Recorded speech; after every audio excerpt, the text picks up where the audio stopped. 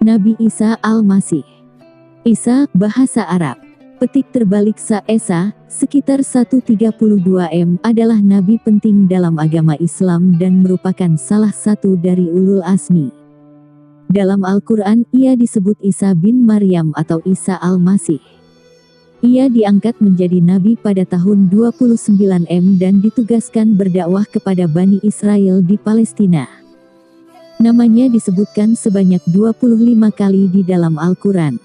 Cerita tentang Isa kemudian berlanjut dengan pengangkatannya sebagai utusan Allah, penolakan oleh Bani Israel dan berakhir dengan pengangkatan dirinya ke surga. Etimologi. Kata Isa ini diperkirakan berasal dari bahasa Aram Esho atau Isa. Yesus Kristus adalah nama yang umum digunakan umat Kristen untuk menyebutnya, sedangkan orang Kristen Arab menyebutnya dengan Yasu Al-Masih, bahasa Arab. Kemudian, ia diyakini mendapatkan gelar dari Allah dengan sebutan Ruhullah dan Kalimatullah. Karena Isa dicipta dengan kalimat Allah, jadilah. Maka terciptalah Isa, sedangkan gelar Ruhullah artinya ruh dari Allah karena Isa langsung diciptakan Allah dengan meniupkan ruh ke dalam rahim Maryam binti Imran. Genealogi. Narasi Quran tentang Isa dimulai dari kelahiran Maryam sebagai putri dari Imran, berlanjut dengan tumbuh kembangnya dalam asuhan Zakaria, serta kelahiran Yahya. Kemudian Al-Quran menceritakan keajaiban kelahiran Isa sebagai anak Maryam tanpa ayah. Ingatlah ketika malaikat berkata, "Hai Maryam, sungguhnya Allah menggembirakan kamu dengan kelahiran seorang putera yang diciptakan dengan kalimat yang datang daripadanya, namanya Al-Masih Isa putra Maryam, seorang terkemuka di dunia dan di akhirat dan termasuk orang-orang yang didekatkan kepada Allah." Ali Imran 45. Dikisahkan pula bahwa selama Isa berada di dunia, ia tidak menikahi seorang wanita karena ia terlebih dahulu diangkat oleh Allah ke langit. Akan tetapi, ada riwayat yang mengatakan bahwa Isa akan menikah dengan salah satu umat Muhammad ketika ia turun dari langit. Kejadian ini dikisahkan menjelang akhir zaman. Wujud. Bahwa wujud fisik Isa digambarkan oleh Muhammad yaitu, rambutnya terbelah dua, wajahnya tampan, kulitnya putih agak kemerah-merahan. Muhammad bertemu dengan Isa, ketika ia sedang dalam Isra Miraj ke Sidrat Al-Muntaha, di langit kedua yang disebut sebagai Al-Maun. Kelahiran. Muslim percaya pada konsep kesucian Maryam, yang telah diceritakan sepanjang dalam beberapa ayat dalam Al-Quran. Menurut kisah di Al-Quran, Maryam selalu beribadah dan telah dikunjungi oleh malaikat Jibril. Jibril mengatakan kepada Maryam tentang akan diberikan calon anak yang bernama Isa. Maryam sangat terkejut, karena ia telah bersumpah untuk menjaga kesuciannya kepada Allah dan tetap mempertahankan hal itu dan bagaimana pula dia bisa hamil tanpa seorang lelaki. Lalu Jibril menenangkan Maryam dan mengatakan bahwa perkara ini adalah perkara yang mudah bagi Allah, yang ingin membuat dia sebagai tanda untuk manusia dan rahmat darinya. Seperti halnya dalam konsep penciptaan Adam tanpa ibu dan bapak. Pembicaraan mereka terekam dalam salah satu surah di dalam Al-Quran. Jibril berkata, "Demikianlah Tuhanmu berfirman, hal itu adalah mudah bagiku, dan agar dapat kami menjadikannya suatu tanda bagi manusia dan sebagai rahmat dari kami, dan hal itu adalah suatu perkara yang sudah diputuskan." Surat Maryam 21. Petik 2. Maha suci Dia. Apabila Dia telah menetapkan sesuatu, maka Dia hanya berkata kepadanya, "Jadilah," maka jadilah ia. Maryam 35. Beberapa ayat lain terkait dengan kelahiran Isa antara lain.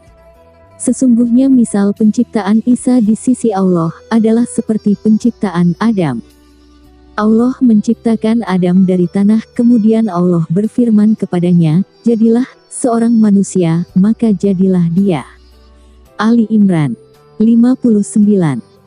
Dan ingatlah kisah Maryam yang telah memelihara kehormatannya, lalu kami tiupkan ke dalam tubuhnya ruh dari kami dan kami jadikan dia dan anaknya tanda kekuasaan Allah, yang besar bagi semesta alam. Al-Anbiya 21.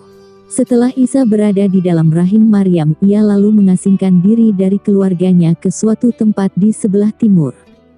Di sana ia melahirkan dan beristirahat di dekat sebuah batang pohon kurma. Isa kemudian berbicara memerintahkan ibunya dari buayan untuk mengguncangkan pohon untuk mengambil buah-buah yang berjatuhan, dan juga untuk menghilangkan rasa takut Maryam dari lingkungan sekelilingnya. Maryam berzinah. Kemudian Maryam menunjuk kepada anaknya yang baru lahir itu, maka Isa pun menjawab, "Sesungguhnya aku ini hamba Allah. Dia memberiku Alkitab, Injil, dan Dia menjadikan aku seorang nabi, dan Dia menjadikan aku seorang yang diberkati di mana saja aku berada, dan Dia memerintahkan kepadaku mendirikan salat dan menunaikan zakat selama aku hidup, dan berbakti kepada ibuku, dan Dia tidak menjadikan aku seorang yang sombong lagi celaka." Maryam 30-32.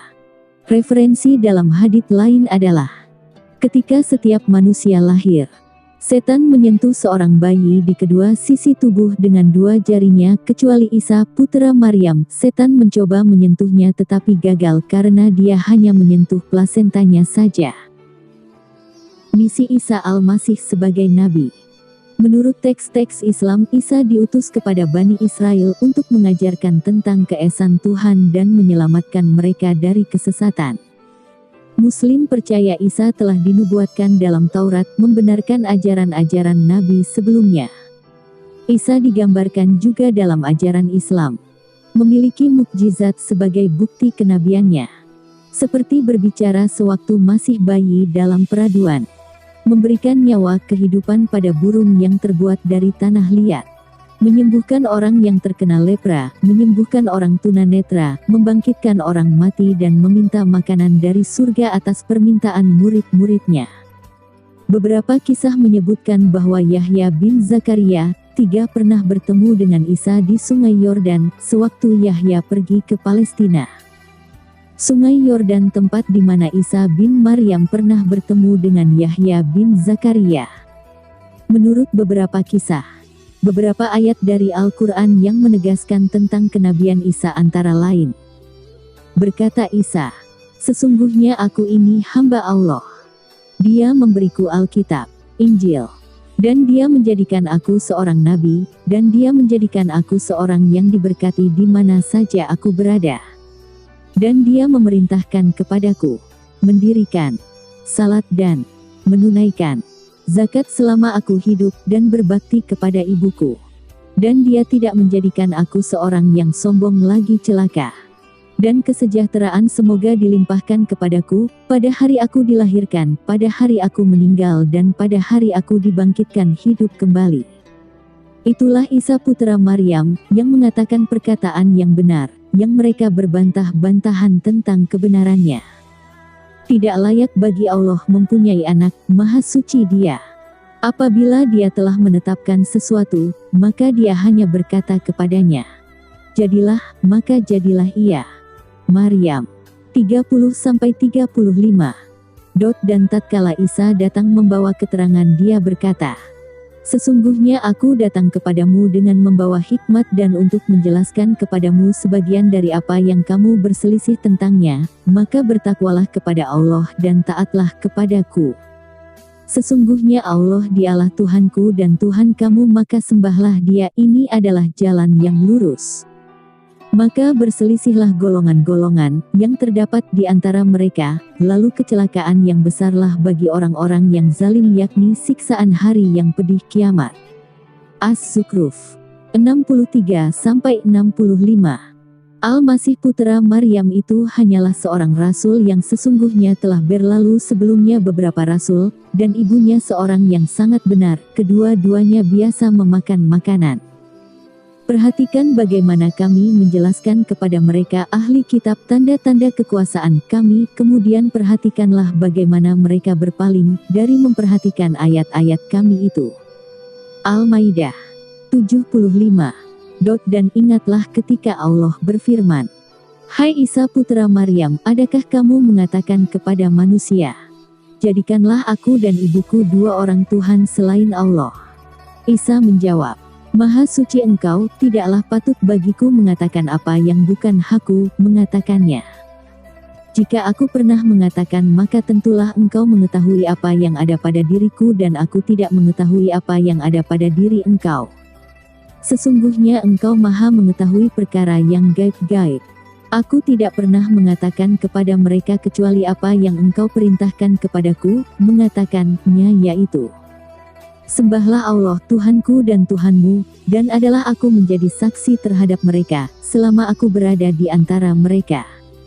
Maka setelah Engkau wafatkan aku, Engkaulah yang mengawasi mereka, dan Engkau adalah Maha menyaksikan atas segala sesuatu.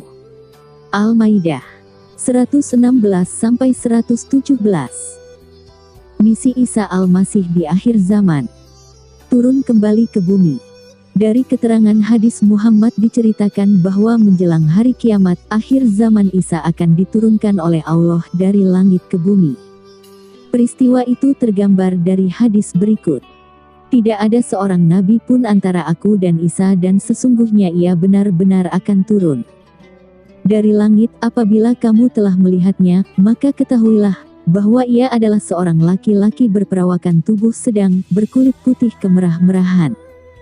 Ia akan turun dengan memakai 2 lapis pakaian yang dicelup dengan warna merah, kepalanya seakan-akan meneteskan air walaupun ia tidak basah. Sekelompok dari umatku akan tetap berperang dalam kebenaran secara terang-terangan sampai hari kiamat, sehingga turunlah Isa bin Maryam, maka berkatalah pemimpin mereka Al-Mahdi, Kemarilah dan imamilah salat kami. Ia menjawab, Tidak, sesungguhnya sebagian kamu adalah sebagai pemimpin terhadap sebagian yang lain, sebagai suatu kemuliaan yang diberikan Allah kepada umat ini, umat Islam. 8. Tiba-tiba Isa sudah berada di antara mereka dan dikumandangkanlah salat, maka dikatakan kepadanya, Majulah kamu, menjadi imam salat, wahai Ruh Allah. Ia menjawab, Hendaklah yang maju itu pemimpin kamu dan hendaklah ia yang mengimami salat kamu. Menurut Islam, hal pertama yang dilakukan Isa setelah turun dari langit adalah menuaikan salat sebagaimana yang dijelaskan oleh hadis-hadis di atas.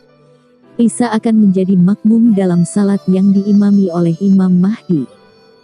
Adapun lokasi turunnya Isa dijelaskan oleh Muhammad dalam sebuah hadis berikut. Isa ibnu Maryam akan turun di Menara Putih Al-Manaratul Baidah di timur Damsyik. Kedatangan Isa akan didahului oleh kondisi dunia yang dipenuhi kezaliman, kesengsaraan dan peperangan besar yang melibatkan seluruh penduduk dunia. Setelah itu kemunculan Imam Mahdi yang akan menyelamatkan kaum muslimin. Kemudian kemunculan Dajjal yang akan berusaha membunuh Imam Mahdi. Setelah Dajjal menyebarkan fitnahnya selama 40 hari, maka Isa akan diturunkan dari langit untuk menumpas Dajjal. Membunuh Dajjal. Turunnya Isa ke bumi mempunyai misi menyelamatkan manusia dari fitnah Dajjal dan membersihkan segala penyimpangan agama. Ia akan bekerja sama dengan Imam Mahdi memberantas semua musuh-musuh Allah. Dikisahkan setelah Isa selesai menunaikan salat, ia berkata, Keluarlah kamu, pasukan kaum muslimin, semua bersama kami untuk menghadapi musuh Allah, yaitu Dajjal. Lalu mereka pun keluar. Kemudian Isa dilihat oleh Dajjal yang baru saja mendakwa kepada manusia, bahwa ia adalah raja yang mendapat petunjuk dan pemimpin yang jenius serta bijaksana, bahkan mengaku sebagai Tuhan yang Maha Tinggi. Begitu Isa dilihat oleh Dajjal, Dajjal pun meleleh seperti garam yang meleleh di dalam air. Kemudian Dajjal melarikan diri, akan tetapi ia dihadang oleh Isa di pintu kota Lut di Palestina. Sekiranya Isa membiarkan saja hal ini maka Dajjal akan hancur seperti garam dalam air, akan tetapi Isa berkata kepadanya, Sesungguhnya aku berhak untuk menghajar kamu dengan 1 pukulan. Lalu Isa menombak dan membunuhnya, maka Isa memperlihatkan kepada semua orang darah Dajjal di tombaknya. Maka tahu dan sadarlah para pengikut Dajjal dari kalangan Yahudi, bahwa Dajjal bukanlah Allah. Jika benar apa yang didakwakan Dajjal, Dajjal mengaku sebagai Tuhan, tentulah Dajjal tidak akan dapat dibunuh oleh Isa. Menghancurkan Ya'juj dan Ma'juj. Artikel utama, Ya'juj dan Ma'juj. Salah satu tugas besar dia setelah membunuh Dajjal adalah menyelamatkan umat manusia dari fitnah Ya'juj dan Ma'juj. Dikisahkan, fitnah dan kejahatan mereka, Ya'juj dan Ma'juj, sangat besar dan menyeluruh. Tiada seorang manusia pun yang dapat mengatasinya. Jumlah mereka pun sangat banyak sehingga kaum muslimin akan menyalakan api selama 7 tahun untuk berlindung dari penyerangan mereka, para pemanah dan perisai mereka. Maka saat mereka telah keluar dari dinding tembaga yang mengurung mereka sejak zaman Raja Zulkarnain, maka Allah berkata kepada Isa ibnu Maryam, "Sesungguhnya aku telah mengeluarkan hamba-hamba, Ya'juj dan Ma'juj, yang tidak mampu diperangi oleh siapapun, maka hendaklah kamu mengasingkan hamba-hambaku ke Tur Tursina." Di Tur terkepunglah Nabi Allah Isa beserta para sahabatnya. Sehingga harga sebuah kepala sapi lebih mahal dari 100 dinar kamu hari ini. Kemudian Nabiullah Isa dan para sahabatnya menginginkan itu, maka mereka tidak menemukan sejengkal pun dari tanah di bumi kecuali ia dipenuhi oleh bau anyir dan busuk mereka. Kemudian Isa dan sahabatnya meminta kelapangan kepada Allah. Maka Allah mengutus seekor burung yang akan membawa mereka kemudian menurunkan mereka sesuai dengan kehendak Allah. Kemudian Allah menurunkan air hujan yang tidak meninggalkan satu rumah pun di kota atau di kampung, maka ia membasahi bumi sehingga menjadi seperti sumur yang penuh. Dahsyatnya fitnah Ya'juj dan Ma'juj digambarkan dalam sebuah hadis Rasulullah sebagai berikut. Dinding Ya'juj dan Ma'juj akan terbuka, maka mereka akan menyerang semua manusia, sebagaimana firman Allah Subhanahu wa Ta'ala. Dan mereka turun dengan cepat dari seluruh tempat-tempat yang tinggi. Al-Anbiya 21:96. Maka mereka akan menyerang manusia, sedangkan kaum muslim akan berlarian dari mereka ke kota-kota dan benteng-benteng mereka. Kemudian mereka mengambil binatang-binatang ternak bersama mereka. Sedangkan mereka, Ya'juj dan Ma'juj, meminum semua air di bumi. Sehingga apabila sebahagian mereka melewati sebuah sungai maka mereka pun meminum air sungai tersebut sampai kering, dan ketika sebagian yang lain dari mereka melewati sungai yang sudah kering tersebut, maka mereka berkata, "Dulu di sini pernah ada air," dan apabila tidak ada lagi manusia yang tersisa kecuali seorang saja di sebuah kota atau benteng, maka berkatalah salah seorang dari mereka, "Mereka penduduk bumi sudah kita habisi. Maka yang tertinggal adalah penduduk langit." Kemudian salah seorang dari mereka melemparkan tombaknya ke langit, dan tombak tersebut kembali dengan berlumur darah yang menunjukkan suatu bala dan fitnah. Maka tatkala mereka sedang asyik berbuat demikian, Allah Subhanahu wa Ta'ala mengutus ulat ke pundak mereka seperti ulat belalang yang keluar dari kuduknya, maka pada pagi harinya mereka pun mati dan tidak terdengar satu nafas pun. Setelah itu kaum muslim berkata, "Apakah ada seorang laki-laki yang mau menjual dirinya untuk kami berani mati untuk melihat apa yang sedang dilakukan oleh musuh kita ini?" Maka majulah salah seorang dari mereka dengan perasaan menganggap bahwa ia telah mati. Kemudian dia menemui bahwa mereka semua telah mati dalam keadaan sebagian mereka di atas sebagian yang lain berhimpitan. Maka laki-laki tersebut menyeru, "Wahai semua kaum muslim, bergembiralah kamu, sesungguhnya Allah Subhanahu wa Ta'ala sendiri sudah membinasakan musuhmu." Maka mereka pun keluar dari kota-kota dan benteng-benteng dan melepaskan ternak-ternak mereka ke padang-padang rumput. Kemudian padang rumput tersebut dipenuhi oleh daging-daging binatang ternak. Maka semua susu ternak tersebut gemuk penuh, seperti tunas pohon yang paling bagus yang tidak pernah dipotong. Menjadi pemimpin yang adil. Menurut suatu riwayat, Isa setelah turun dari langit akan menetap di bumi sampai wafatnya selama 40 tahun. Ia akan memimpin dengan penuh keadilan, sebagaimana yang diceritakan dalam hadis berikut. "Demi yang diriku berada di tangannya, sesungguhnya Ibnu Maryam hampir akan turun di tengah-tengah kamu sebagai pemimpin yang adil. Maka ia akan menghancurkan salib, membunuh babi, menolak upeti, melimpahkan harta sehingga tidak seorang pun yang mau menerima pemberian dan sehingga 1 kali sujud lebih baik dari dunia dan segala isinya. Menunaikan ibadah haji. Diceritakan dalam sebuah hadis bahwa Isa akan melaksanakan haji. Demi zat yang diriku berada di tangannya, sesungguhnya Ibnu Maryam akan mengucapkan tahlil dengan berjalan kaki untuk melaksanakan haji atau umrah atau kedua-duanya dengan serentak. Isa akan wafat. Setelah Isa menjadi pemimpin yang adil di akhir zaman, Allah akan mewafatkan dia. Hanya Allah saja yang tahu kapan dan di mana Isa akan diwafatkan. Setelah wafatnya Isa Al-Masih kemudian dunia akan mengalami